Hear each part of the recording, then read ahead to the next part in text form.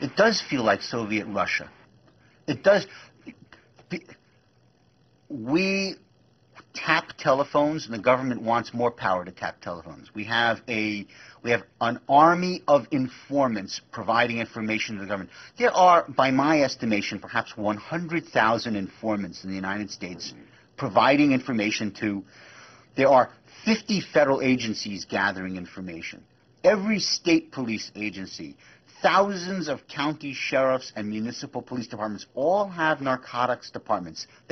If you are a cop working on narcotics, if you don't have informants, you're nobody. You're nowhere. So there is an enormous surveillance apparatus going on in our society around drugs. We monitored people by giving them urine tests. We ask children to inform on their parents. Is that so?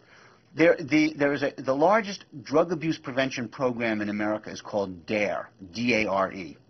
It stands for Drug Abuse Resistance Education. It's run by the police. The police go into the schools, and the police bring what they call a DARE box, in which students are encouraged to put into the box information that they know about drug use. Police officers will bring and burn material that smells like marijuana and say, if you've ever smelled this in your home, write it down and put it in the DARE box. And so parents are being arrested on the